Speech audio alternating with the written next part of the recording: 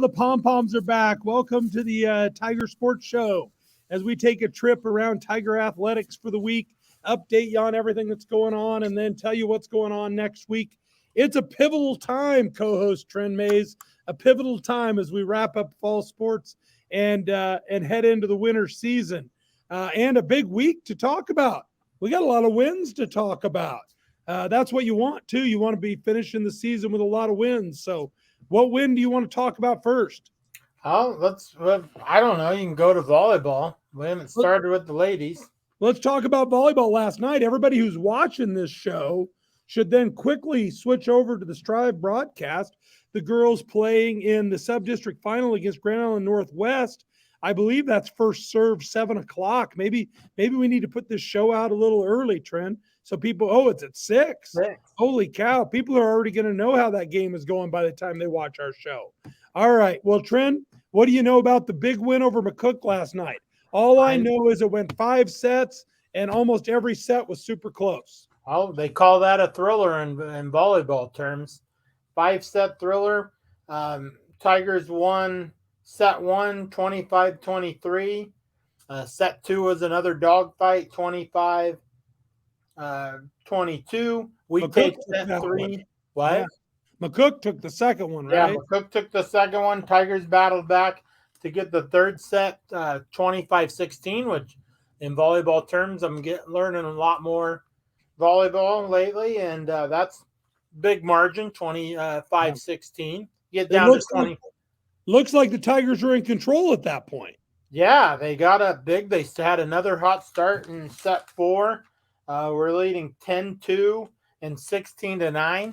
But McCook rallied right at the end. The Tigers got stung 26-24. They went to 2 points, 2 less points. You played at 25, so 1 plus point.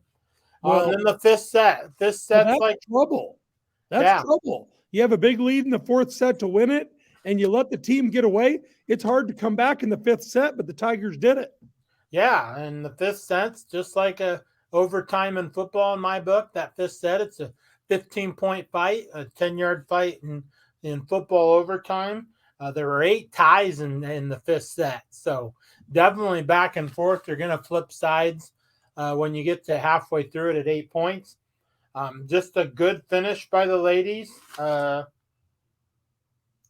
Big game for Corey Curtis, wasn't it? Yeah, Corey, she led the match with 19 kills, which is huge. Elena Robbins chipped in 17, and Carly Beckby had 11. Their setter, Mary Howie, dished out 52 sets, or 52 assists. And then just the Tiger defense. They were under siege a lot when I was watching, and you got to keep that ball off the floor. If you can pass and you can serve, you're going to be pretty well. There's a coach down in Lincoln that taught me that. So big game in Lincoln tonight, too. Yeah. When people get done watching the Tigers. All right. Well, a big night for the Tigers, and they got to come right back. And I got to tell you, the volleyball girls in class today, they were tired. They were tired after that game last night. So they got to get up. They're over in Grand Island, 6 p.m. tip-off, Grand Island Northwest, at Grand Island Northwest. Traditional power of the Vikings. The Tigers, it looks like, though, will make a district final, win or lose tonight. What do you think? Can the Tigers go over and upset the Vikings tonight? You just never. I think they have a great shot. It's GI Northwest. It's our rival. There's a lot on the what? GI Northwest. They'd be like they wouldn't make my top 10 list of rivals. Okay, that's fine. But anyway, little school up north. You know how I feel. But anyway, it's just passing and digging. I mean, I'm sure they're nice people up there, but big deal. Yeah, you got to keep the ball off the floor. So that's the whole key, and you got to pass and receive. So, well, the guy who does the math tells me he thinks if we win, we go to Bennington. If we lose, we go to Norris. Those are both tough assignments to get to state, but hey, you know you want to be playing to get to state, and the girls have put themselves in a position to play to those get to two, state. From experience, those two places are tough to get through to on driving. Yeah. because there's a bunch of little narrow roads for both of them. So Yeah, I don't understand why all those people live where you can't even get to with a car, but and the Norris people, they've had a tough week with the they have. wildfires. They honored the first responders last night. I thought that was pretty cool. Been tough down there. All right, let's go to the next one we want to talk about. How about football? How about the Tigers ending the season exactly like we wanted them to? The Tigers won 1917. It didn't start out the greatest, but the Tigers had a great drive. They switched 61. What is his name? Anyway, they made a line change. Hammock. They put Played some. hammock. Yeah, I sent you that during the game. I don't even know if you used it. I But did. anyway, We talked about it during the game. they moved him from tackle to guard. Coach Kruger said they wanted to go stronger at both guard spots. It showed up in the first drive. The Tigers mowed right down the field. Carlos Espino was rolling. He was running hard and doing his thing. He got banged up a little bit later, and that hurt the offense. But they got down and got to the one and couldn't score. Well, twice, Tren. Well, Twice inside the 10 and didn't yeah. score. You can't tell me you weren't a little worried at that point. Oh, I was worried because we were trailing 7-0, and Gehring hadn't run a play in the red zone, and we'd run 8 plays inside the 10 and maybe 5 inside the 2. But that's what shotgun teams go through. They just don't practice going under center, and which I don't know. We all have our feelings about that. I would still go under center a little bit, but the QBs are sort of tiny that we have.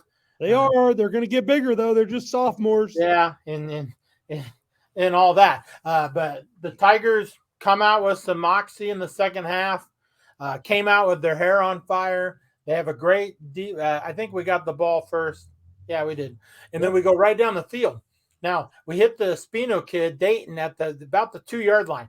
I was the closest person to Dayton, and I was 3 yards out of bounds. I could have made the tackle. You could not. I've seen you try to tackle. I know, but I was the closest one to Dayton. I don't know where the Gehring defenders were. Then one guy showed up at the goal line. Dayton slipped him and scored, and then did his little celebration stuff. Yeah, we had a little Karate Kid stuff going on. There was a Gehring guy, too. I don't know exactly what the Karate Kid I don't know either. It might be a TikTok thing, but Cobra Kai, no mercy, Tren. Tucker threw a nice ball. We made some adjustments in the second half. They started hitting the Cole kid on some short screen passes. That threw Gehring off. Gehring had to make some changes. I think it forced out a middle linebacker and opened a lot of lanes up in the middle. Now, we found another little back. We seem to develop all these little backs. Cade Satterley, who is a former little Husker of mine. I know his head coach very well, and me. But anyway, Satterley found some holes when he had to sub for Espino.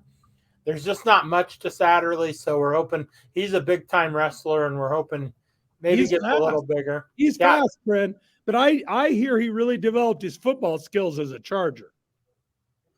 What? That's what I'm hearing. He wasn't. Oh, yeah. He did, yeah.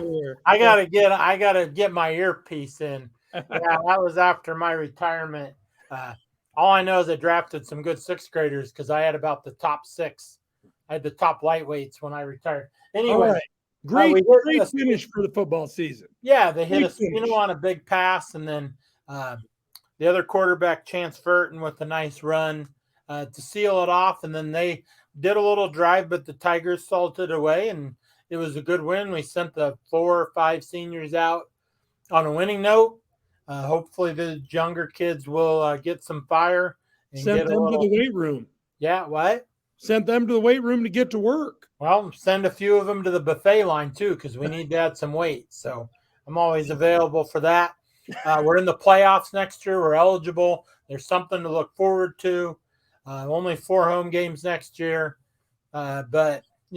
And just see what happens. Same schedule. I think it's a very good schedule. Well, except swapping Elkhorn North for the Gretna East. Yeah. So that'll be interesting to see how that goes. New school, first game. Yep. So, well, that's a ways away. In the meantime, we got the third big win probably our most successful team. Well, depending on where volleyball ends up, our most successful team of the fall, boys cross country, finished in the top 10 over at Kearney on a beautiful day over there. Austin Carrera came back from injury to finish 12th. The girls didn't compete as a team, but had a couple girls finish just out of the top 50. What are your thoughts on cross country, those boys? Just a gutsy effort by the Carrera kid, as our lovely producer likes to point out that he was his coach in midget football. He was a Charger too, yeah. I don't like to say the Charger name because it's black team and didn't really care for the black team much. But anyway, just a gutsy effort. Coached several sources that I had, even with Coach Christie. Coach Kreitzer said that it was a 50-50 shot. So he gutted it out. He said, I read the pit trib, and he said he made a mistake, got hurt doing some off the field stuff. So he's a sophomore, isn't he, Tren? And yeah, he had a little knucklehead in him. And sometimes he said, I learned sophomore. Yeah, he said I learned some lessons, and he learned to take care of his body a little bit better, and he's already starting to train in a couple weeks. So he's raring to get going. He took the state by storm. Nobody really knew about him, and then they just return a bunch of guys. So yeah, and we'll see those distance guys get to work under Coach Johnson, getting ready for track season, and the winter season is going to get heated up, and football boys hitting the weight room, and all the winter sports guys. Swimming was having a meeting this week. Boys and girls basketball are having meetings. The wrestlers are all starting to get hungry, and we've got a new sport going though this Saturday. The Tigers in action. What's up with that, Trenner? Yeah, the unified bowling team, which my big announcement, I technically a new assistant coach for the unified bowling team. So you need to refer to me as assistant coach Tren Mays from now on. So assistant to the coach, Tren Mays. No, I'm assistant coach. So assistant to the coach. And where will they be competing this Saturday? We're going to be in GI at 1:00 at can't remember the West Side Lanes, Coach. West Side Lanes. I didn't know there was another bowling alley there. I thought there was one. I've never been there, so it'll be interesting. We have a bunch of kids that I work with, and then they're paired with a partner bowler from the high school team, and it should be interesting. We have meets the next few weeks, and then districts are right after Thanksgiving. Nice little trip to York. So, all right, and we'll get going. It'll be interesting. Good luck to you, Coach. Of course, the unified, we got unified cheerleading going too. We saw them at the game performing the other day. The unified sports program in Nebraska has been growing by leaps and bounds the last couple years. So it's great to see Hastings getting involved. And of course, this winter, we're going to be getting involved in girls wrestling for the first time too. Yes, we are. That'll be interesting. Teaming up with Adams Central in a co-op. Yeah, Coach Lenutski's going to coach him. They brought him out of retirement. Who'd they bring out of retirement? Lenutski. Really? Yeah, their old wrestling coach is going to coach the girls. Well, I love that. That guy can coach some wrestling. Yeah, he can. And then the next week, we have the fall play with Mrs. Funky. Yeah, what do you know about the fall play? They're going to stage it a little differently, Trent. Yeah, I have some info on that. They're doing 12 angry jurors, and they're staging it in a unique way. The audience will sit around the cast on the stage, as we got the URL up there for tickets. Tickets are very limited. The stage has been there's an extender on the stage this year. Well, it's permanent now. Yeah, that's permanent. It's the circle. I spent a lot of time up there with men's choir the last few weeks getting ready for their concert. There's very limited seating, so get tickets soon. It should be a lot of fun. We watched this movie in my comm arts class with Mrs. Funky, and it's a lot. It's one of my favorite movies. It's pure black and white. I thought you were in a production of 12 Angry Jurors in high school with the great Ron Bieberg. You were No, we did Harvey. That's right. We did Harvey. But there's very limited seating. The audience will sit around the juror table. That's where all the action will take place. And it's just the 12 jurors. It's a really good movie, black and white, one of my favorites. But the fall play will be in color, right? Yeah, it'll be in color. It's 3rd through the 5th at 7:30. They're doing an extra show on Sunday at 2:20. It's just a lot of fun.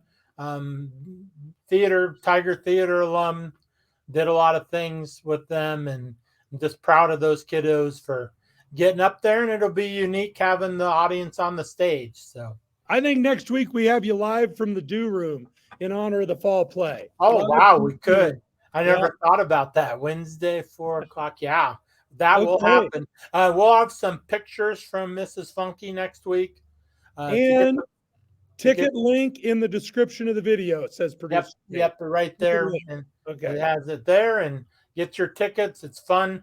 There's a new, they're having a new lighting campaign with the HPS Foundation to redo the lights. Next week we should try to drum up some support for that. Let's work on that and help Coach Couts out. I will talk to Mr. Yost. All right. He's our choir director, and he does show choir. He has a fancy little tablet that controls all the lights. And I got blinded the last couple of weeks when I was on the stage with my guy. And it was just a lot of fun being back there. I haven't been on the stage for a long time, so I lived on that stage many years. And maybe I will do it from the Do Room. That would be a great spot. I like that idea. All right. Last fall activity that we have to report on is more good news. This is Good News Week. The Tiger Band went over to Kearney to state competition, got a Superior Division I. I just heard from alum Toby Cummings, very excited. He says the band always has to go for Division I. So very proud of the band kids. And, they wrapped up their season. I miss them in the mornings, though. I miss them that they're not out there practicing. I just finally realized they weren't there this morning, and it's been 3 days. Toby Cummings, if there's a goat of Hastings band or the Godfather or something, it's Toby. It would definitely not be Toby. You're right. It would definitely. Why? Why not? He was the starter. He started the drum line. Oh, don't believe Toby's stories on that. We're gonna have to have a Toby Cummings myth debunking session. He got the band to the district final, North Platte. That took a lot of asking. So that is good. I'm more of a, I love the pep band. I know I'm more of a Toby fan than you are, and you went to school with him. Toby's about to turn 55. Holy cow, Toby's old. 55 years old. But then you got your band info from another alum. From band parent Chris Shukai. Yeah. So. All right. Well, we got to go to our numbers, and Tren, we have got 5 minutes to get through 5 numbers. Tight show, Tren. 5 minutes. All right. So we're on number 46. It gets tough at 46, Tren. Not a lot of sports wear a 46. No, it does not. All right, let's see. Because I'm bringing my A game. I'm going with state champs. Okay, well, let's go Tren's pick first here at 46. What's the connection for Ann and Susan Searle at 46? They scored 46 points to win the state title. Did you add them up? I Googled it and looked it up online. Through the whole tournament, they won 46 games. Is that what you're saying? No, the team scored 46 points to win state. Who'd they outdistance? Who'd they beat? Maybe Lincoln Pius. I think it was Beatrice, though. At the time, Omaha Duchesne was the big power. But wasn't that the first girls' state championship in school history? 86 was. 87, then the Searle twins came over from St. Cecilia to join the Juggernaut. You went to high school with the Searles. I did not, because they didn't transfer over after I was gone. Yeah. So anyway, I was honoring the 86 team too. I like that pick. Ann and Susan Searle. The first girls state championship. That's what I was sort of going. Or a little dynasty. All right, little dynasty. Coach Carol Campbell was in charge of those teams. All right, let's see my 46 pick. I didn't have a connection to 46.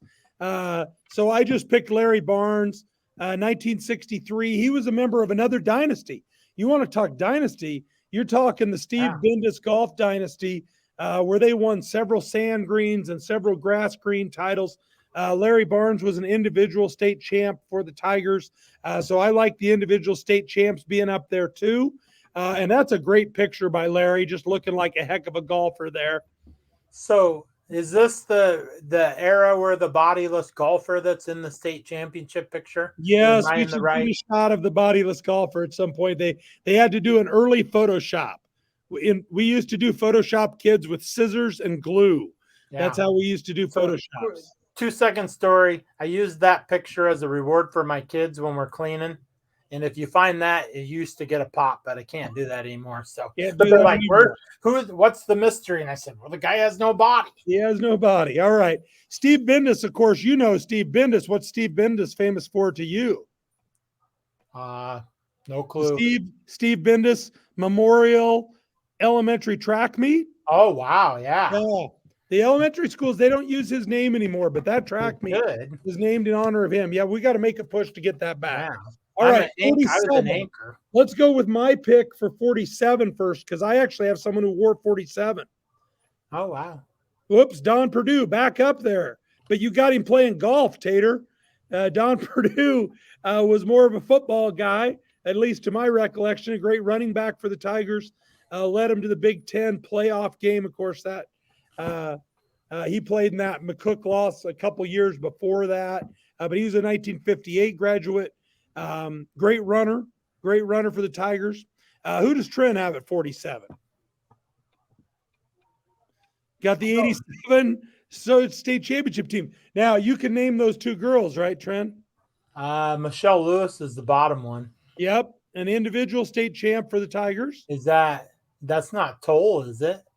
No, she didn't play tennis. Well, I don't know. Well, she would have been already gone in 87. That's Stephanie Burgess, a member of the Steffs. Oh. If you can't have twins playing doubles, you want two girls with the same first name, Stephanie Burgess and Stephanie Seiler. And they were twice state runners up as they helped lead the Tigers to that 87 team state championship. Give me credit for Michelle. I can't remember her last name anymore. Michelle Lewis. Wow.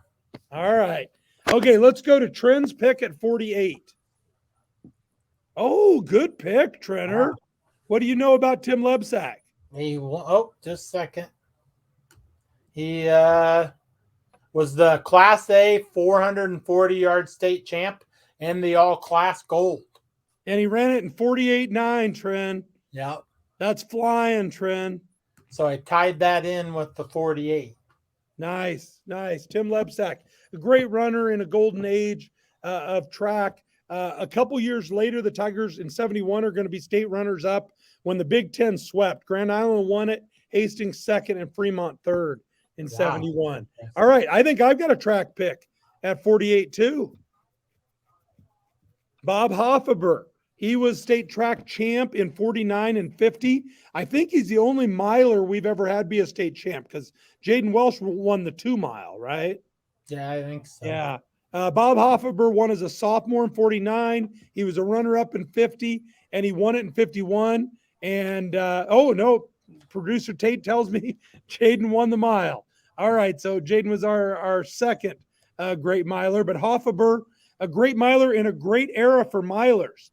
You have to remember the late 40s, that's when they had the Miracle Mile. When Montfort of Red Cloud, when the Red Cloud team moved up to Class A so he could run against Zimmerman of Nebraska City, one of the greatest Nebraska track stories. So Hoffaber was winning. I love that picture of him there. You can see a great crowd there. That's probably the Hastings College invite, I bet. Used to be a big draw. So he's my 48. Let's go to my 49.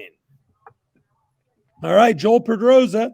As you can see, he is not wearing 49, but Joel Pedroza scored 49 career goals. He's our all-time leading scorer on the soccer pitch on the boys' side. So we had to get Joel into this somewhere. What do you got for 49, Trenner? Well, I told you I'm going state champs. It's either go big or go home. Thor. Let me see what I got on him real quick. He won the 1988 400 meter at 49.48. Which is flying. Which is very flying. 2 greatest quarter milers we ever had. And that was on the 1988 state track champs, who we might see later. Yep.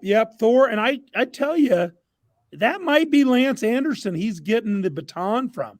That might be a 1986 picture. Lance Anderson, great basketball player. They just said it is. who played with me. Great shooter, great scorer, played down at Nebraska Wesleyan. And he came out for track his senior year and really helped those young guys have a good mile relay. But yeah, that's Thor as a youngster there. He would have been a sophomore. Yeah. Heck of an athlete and a great guy. All right. Does that get us to the end? Yeah, that gets us. I told you I was bringing the thunder. Like well, I told. 2 minutes over, Trent. 2 minutes Well, over. the last thing I told our dad, I said, it's on. And it was. I brought the thunder this week. I don't know if Dad watches the show, Trent. Oh, he does. I'll walk through and my voice will be annoying when I talk to him later. So all right. Well, a quiet week for the Tigers. It looks like we're going to have a district final on Saturday. Okay. We're going to have unified bowling on Saturday. Yeah. We'll have that to talk about next week, and we're going to do a fall play preview, right? Yep. Oh, yeah, definitely. And then we can also maybe even get into the new conference. Oh, we Tigers have a new home, so we have someone that would actually like to be on the show. All right. So all right. Well, we'll see what we can do. Until then, Trent, you get the last word. Go Tigers. Go Tigers. See you next week.